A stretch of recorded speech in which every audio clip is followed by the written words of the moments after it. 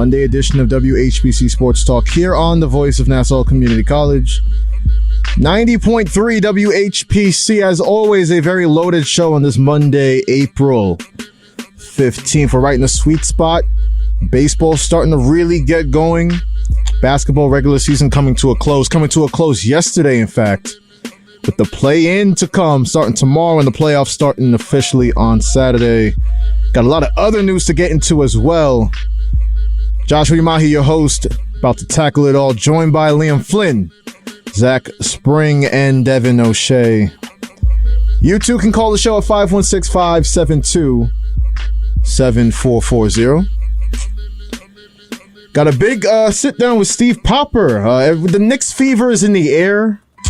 Orange and blue skies. Yes, coming from a Celtics fan, hearing that? That's crazy. What I was getting at. I know everyone in here is not a Knicks fan, but Knicks fever, listen, if you live in New York, you walk the streets in the 5 boroughs, Long Island here in Nassau County, it is definitely a fever dream 2 seed in the East.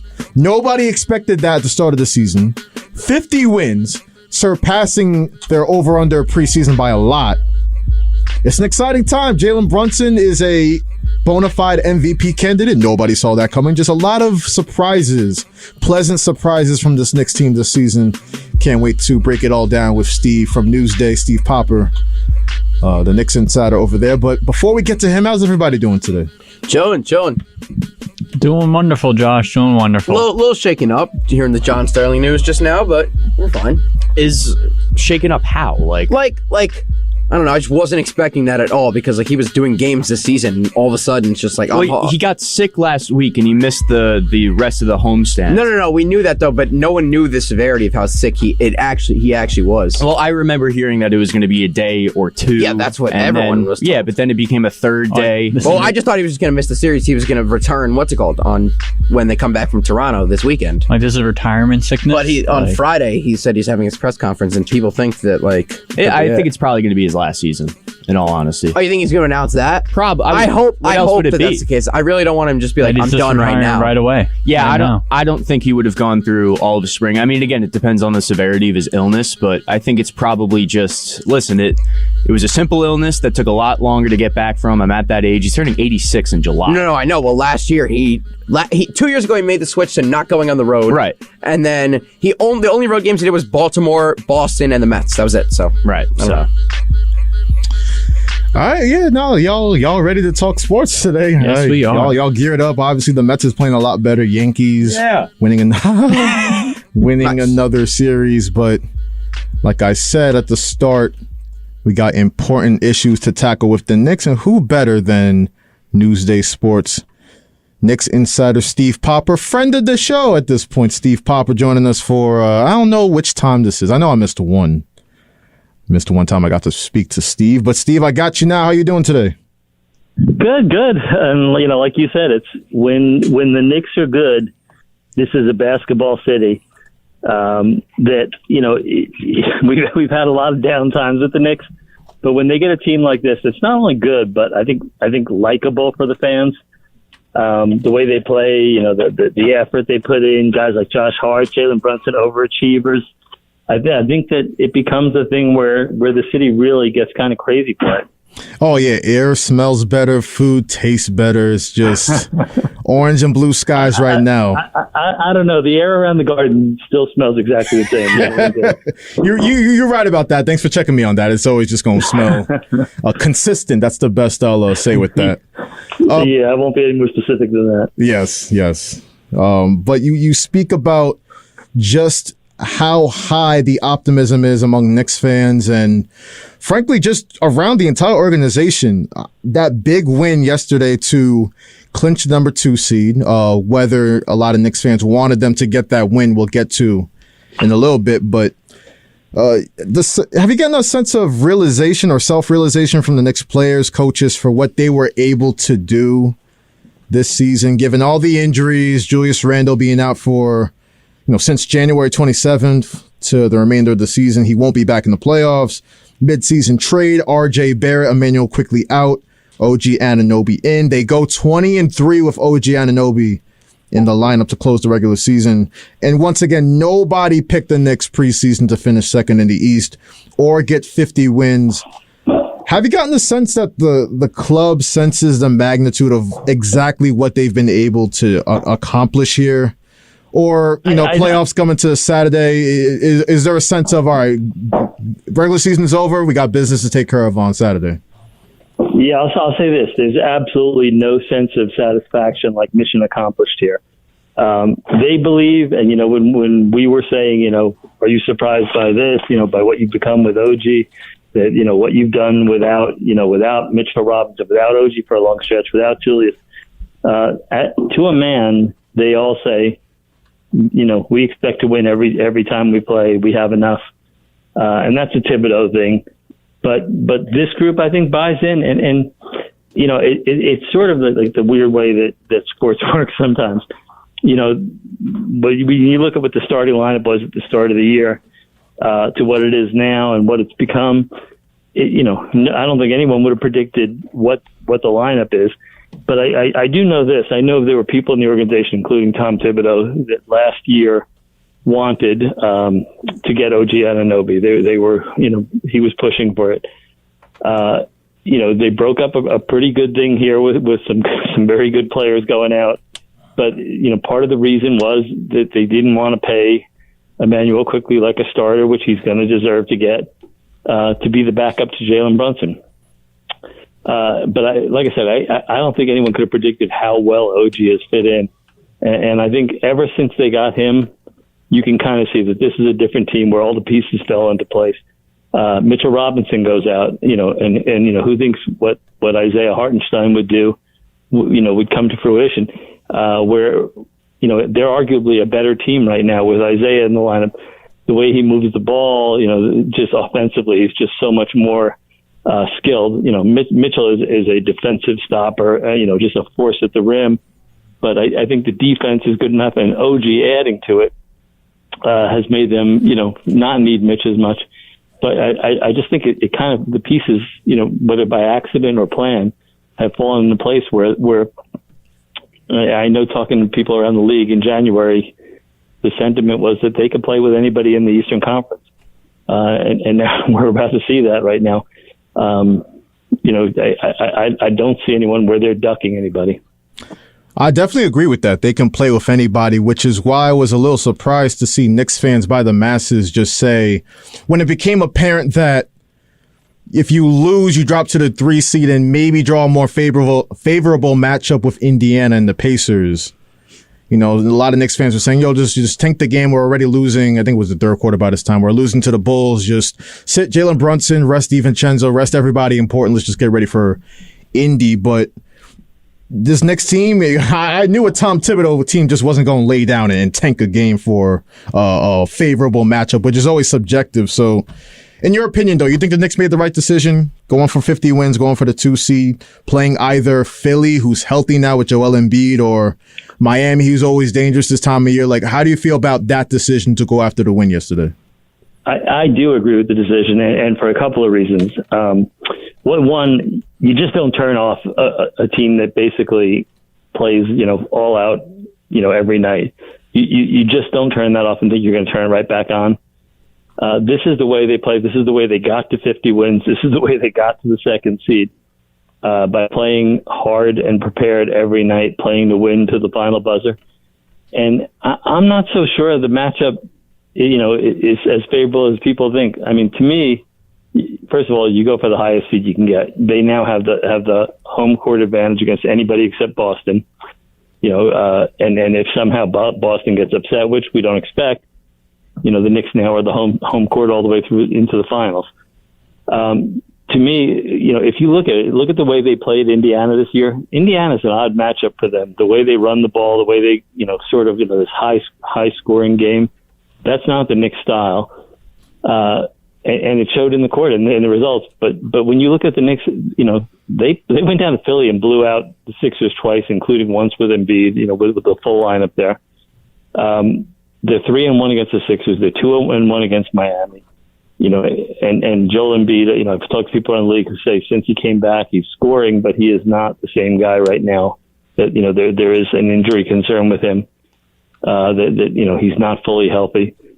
To me, you play to win. You get the higher seed, you get the home court, and you don't worry about who the opponent is. You have to get through all the levels if you want to get where you are. They're not in this to win one round. That wasn't the goal here. Cleveland Cavaliers maybe, sitting Garland and Mitchell. Maybe their goal was to play, to win one round. That's not the game the Knicks were playing here. And to me, that's the way you play the game. And that's also, again, other than Boston, who they now avoid till the conference finals, I think the Knicks are going to be favored against almost anybody. The way Milwaukee looks, I don't think we're going to see Giannis again, at least in the first round. And I'd be surprised if he was back in the second. This is sort of a path that to me looks like it's on a collision course with Boston. Talking with Steve Popper, the Knicks insider for Newsday Sports. Liam, you got a question? I do, yeah. Listen, this Knicks team, 2 seed, you don't want to look at the matchups and speculate before they're even final. But who do you think would be the better matchup for the Knicks when it comes to the 76ers and the Heat? I think the Sixers have more talent this year, but the Heat are just always such a problem come this time of year. You just don't know if when they're going to turn it on. Do they turn it on again? Remember last year they were in this boat and they had to fight to get in through the play-in. So I'm not counting the Heat out. I think the Knicks have played the Sixers well, match up well with them. And if Embiid is not at full strength, that's a huge difference maker. And does he even play all 7 games or however many games the series is? I don't know if there's a preference, but I think the Sixers are probably the more talented, dangerous team because of Embiid. But if Embiid's not right, I think they're ripe for the taking. Hi, this is Zach Spring. So there's been a lot of discussion that Jalen Brunson should be all first-team NBA, but then there's been people, especially on ESPN, who are claiming and fighting for Jason Tatum. Where do you think Brunson should finish, first team or second team? I think he should be first team, and here's the difference: is this year it's a positionless vote. Is he one of the 5 most valuable players in the league? I absolutely think he is. So to me, that's the criteria. Could the Celtics survive without Tatum for any amount of time? They can, because Jalen Brown was probably their best player for the last couple months of the season. True. And to me, the Knicks, you take Jalen Brunson off of the Knicks, and you've got a lottery team. So Steve Popper, Devin O'Shea on the call. So in 7 games that Embiid has gone against Isaiah Hartenstein, and he has had Embiid go under 50% from the field 4 times out of the 7 times. And obviously Embiid coming off of an 8-game win streak with the Sixers team, coming back from injury. It's looking great for the Sixers team.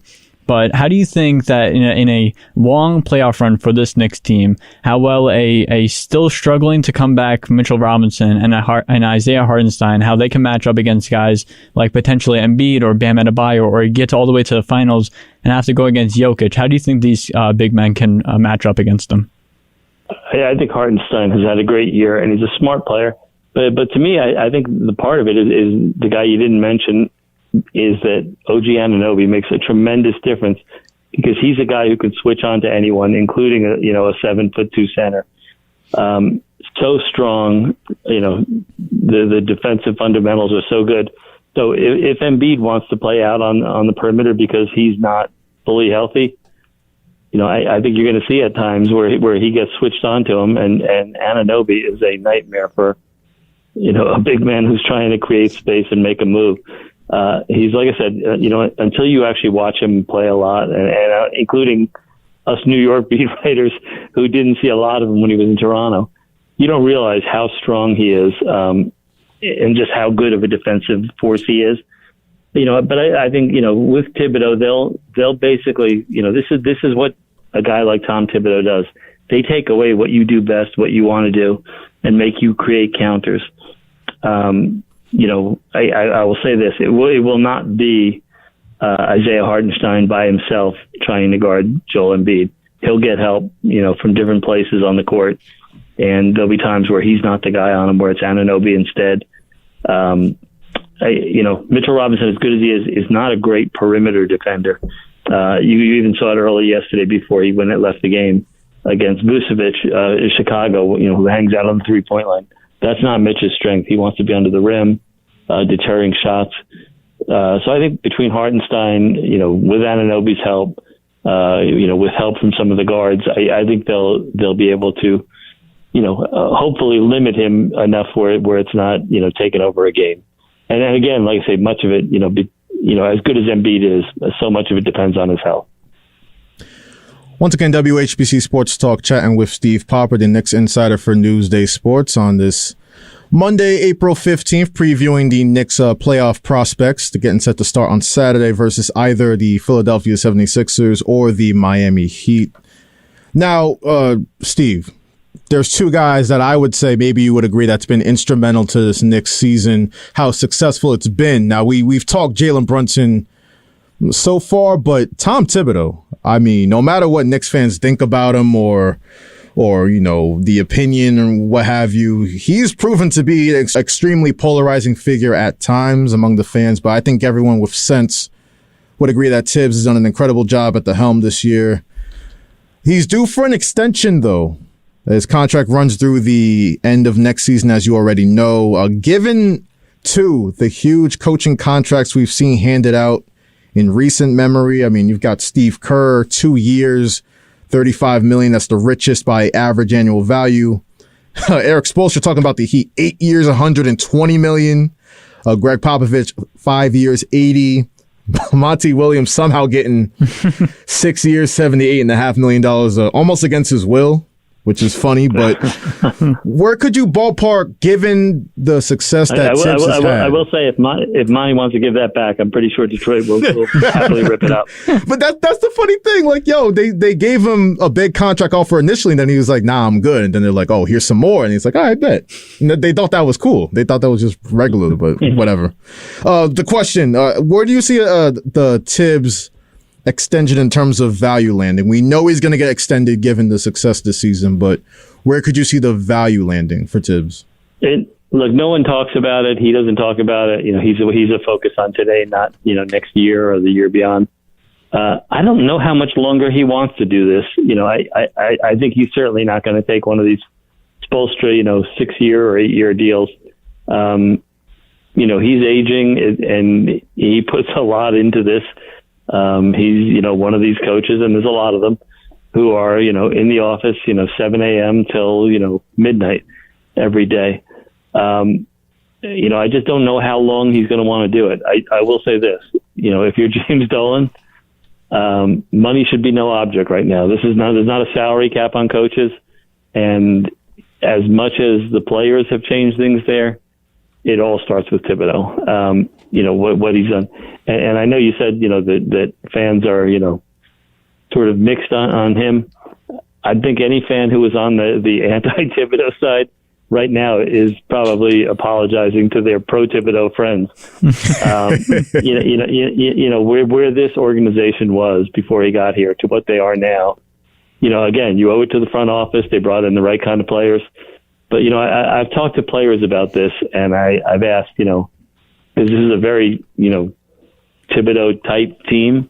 And I said, did they do the good job of bringing in Thibodeau guys, or did Thibodeau make them Thibodeau guys? And what guys like Dante DiVincenzo have said, you come there with it, these guys have it in them, but he brings it out in you. If you have it, if you don't have it, you won't last with him. But if you do, he will bring out the best in you and make the most out of you. And, look, guys like Dante DiVincenzo, Josh Hart, Isaiah Hartenstein, they've bounced around the league a lot and never had, seasons like they are right now. Their fit with this team and the style of play has made them, I think, people who question contracts for those players right now are probably, thinking most guys on this team are underpaid right now. I'd argue that Brunson, DiVincenzo, and Deuce McBride are probably some of the best bargain contracts right now in the NBA for what they produce. so credit to the front office, but I think Thibodeau makes these guys what they are. And to me, as long as he wants to be here and as long as they're hearing his voice the way they are, I don't see why you'd ever want to make a change. Steve, when it comes to the rotation, what's it going to look like in the playoffs? Considering Robinson's injury, it's going to have to be a bit deeper than a traditional Tom Thibodeau playoff rotation, right? No. No. It will never be bigger for a Tom Thibodeau. So what are you thinking, like 7, 8 guys? Yeah, it'll be eight-man rotation, I think. Look, here's all you need to know. Dante DiVincenzo played 52 minutes and 31 seconds yesterday in a game that some people thought they should, kick to the curb or tank. Jalen Brunson, Dante DiVincenzo, Josh Hart will play 40 minutes a night. OJ Anunoby, if he's ready for it at that point, I think, and it's conditioning with him, not, there was never an injury that caused him to need to ramp up other than taking the time, off from game. I think, he'll play, close to 40 minutes. Hartenstein has been on a minutes restriction and sort of moving it up. I think, that to me, that's the only question is behind him. Does he play, 30 and Mitch plays 18? Is Mitch healthy? We don't know what happened to him yesterday. There was no update other than saying medical told him to rest him in the second half. To me, you're going to see Deuce McBride, you're going to see Bogdanovich, and you'll probably see either Mitch or Precious Achiuwa or some combination of those two, depending on what they need and what they're producing. And you won't see a ton of minutes out of those guys. I will say this. I've thought all along, Bogdanovich, even when he was struggling with no Julius Randle, you're going to see him at some point in the playoffs in that second unit. They're going to need him, and I think he can score 10, 15 points in a 10-minute period, 8-minute period, and help them get through something when Jalen Brunson's sitting or guys are in foul trouble. He's a scorer. That's what he is. And I think they knew that when they got him, that this is something they needed off the bench. And I think he will produce something for you at some point in the postseason that you're going to be happy you got. Steve Popper, Newsday Sports, joining WHPC Sports Talk. Steve, I don't know if you realize you dropped the OJ Anunoby on us. Is that a Freudian slip with everything that's been going on with the news lately?